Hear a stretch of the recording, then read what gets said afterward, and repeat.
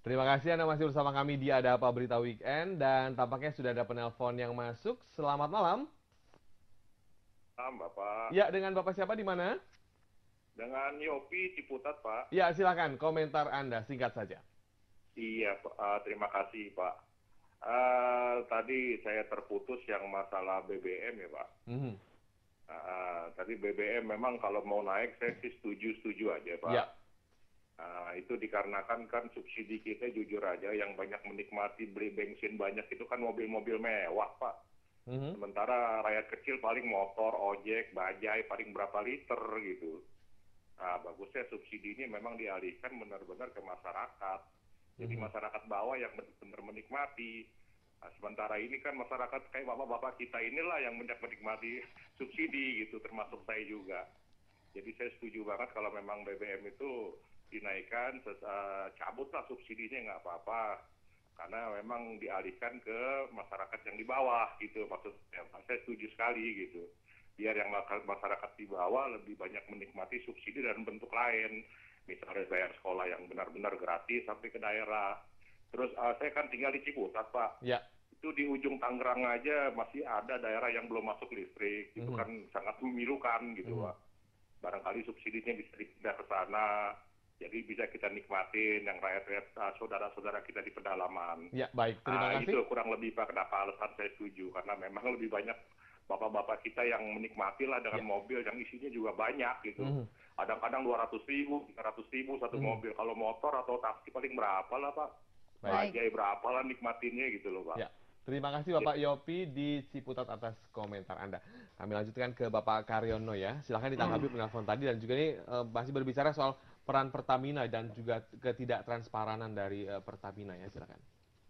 Ya, tadi menanggapi Pak Yopi Ya. tadi ya, apa namanya soal beliau kan setuju tadi Mhm. kalau subsidi BBM itu dicabut, Ya. gitu ya, karena yang menikmati adalah kelas atas, Mhm. gitu kan. Eh, Apa namanya saya tertarik dengan idenya Pak Rizal Ramli misalnya Mhm. ya.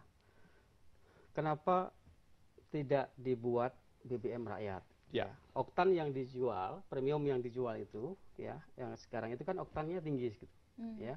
Nah, ada ide yang menarik dari Rizal Ramli sebenarnya. Kenapa tidak dijual dengan BBM yang diturunkan oktannya, tetap dijual dengan harga 6.500, di sisi yang lain dinaikkan apa namanya harga BBM untuk kelas atas, Mhm. ya. Jadi ada cross subsidi gitu, jadi subsidi silang. Nah, terkait dengan tadi yang menikmati eh, adalah orang kaya, saya kira tidak juga. Mhm. Kalau kita kan mempertanyakan juga ini, yang di data BPS misalnya, yang disebut sebagai kelas menengah, kelas atas misalnya, ini indikatornya juga menurut saya kurang Debatable. debatable. Mhm. Misalnya kalau kemudian orang itu sudah punya eh, mobil, kemudian punya TV, punya sepeda motor, kemudian itu dikategorikan sebagai kelas menengah ke atas. Padahal itu kan sebagian besar mereka kredit gitu loh. Ya, itu beban sebenarnya. Itu beban. Dia harus mengurangi pengeluarannya, mungkin Ya. mengurangi gizinya ya untuk apa? Mengalokasikan anggarannya untuk membayar angsuran tadi. Nah, kelas yang hampir miskin ini, kalau subsidi BBM ditarik, kemudian harga BBM naik, Mhm.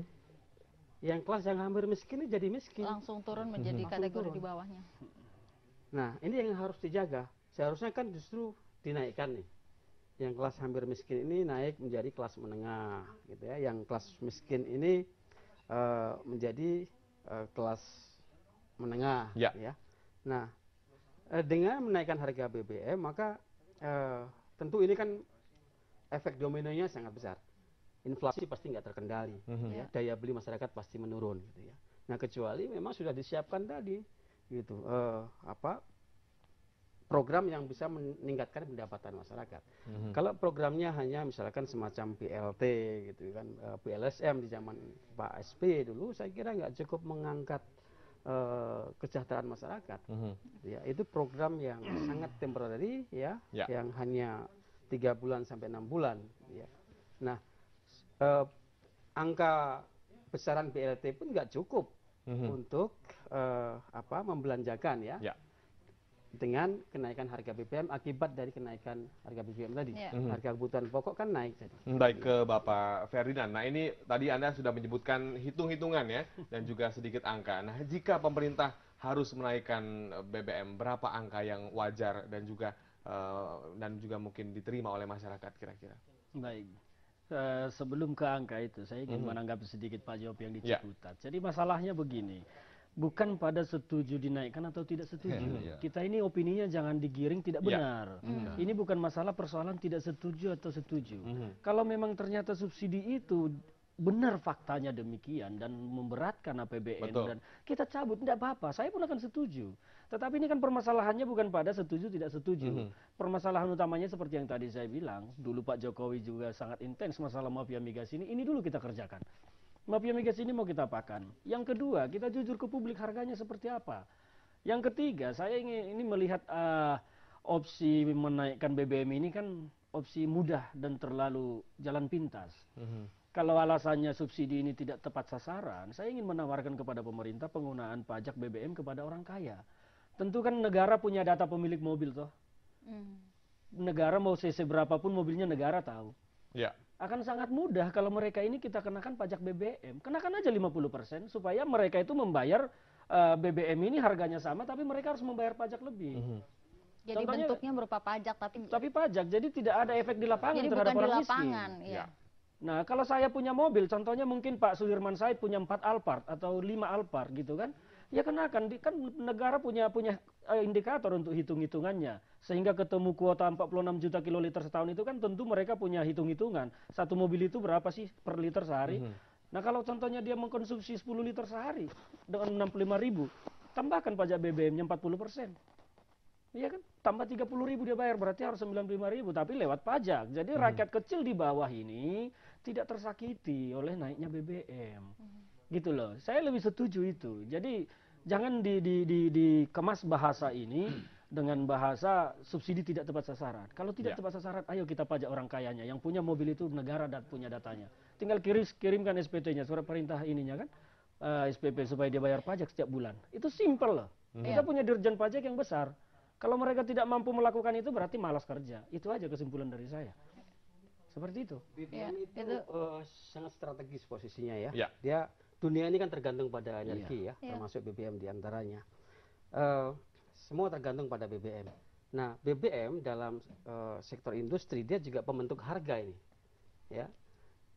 Dia adalah salah satu variabel pembentuk harga. Iya. Maka ketika BBM naik, maka ongkos produksi pasti naik. Semuanya pasti. Kemudian Berpengaruh.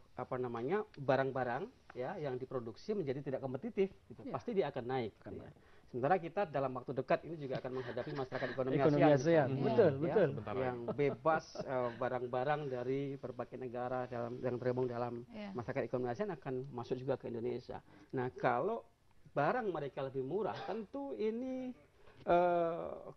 konsumen di Indonesia akan beralih ke produk-produk luar negeri. Ini juga perlu dihitung. Nah, yang paling penting menurut saya juga harus diingat putusan MK ya. Selain ini Undang-Undang Dasar 45 mengatakan pasal 33 ya. BBM itu kan sektor yang menguasai hajat hidup orang banyak, betul. ya. Tentu ini harus dikuasai oleh negara dan digunakan untuk kemakmuran rakyat sebesar-besarnya. Dia harus dikelola dengan baik, gitu ya. Nah, kemudian putusan MK juga menguatkan soal BBM, ya. Harga BBM jangan diserahkan pada mekanisme pasar. Iya, nggak boleh. Ya. Itu pelanggaran konstitusi. Ini putusan Mahkamah Konstitusi loh. Gitu. Jadi jangan terlalu, artinya begini, kalau harga BBM internasional naik, kemudian Indonesia juga harus naik lah gitu ya. Itu juga tidak boleh begitu. Gitu. Harus dihitung betul tadi loh. Ada transparansi ya. Ada keterbukaan tentang biaya produksi, kemudian yang paling penting adalah pemerintah itu jangan malas gitu ya. Iya. Dia harus rajin untuk Rajin bekerja. bekerja, berbuat sesuatu ya untuk kesejahteraan masyarakat. Nah, itu saya kira. Ya, baik, nanti kita lanjutkan. Pemirsa, masih ada segmen selanjutnya. Anda jangan kemana-mana, tetap di Ada Apa Berita Weekend.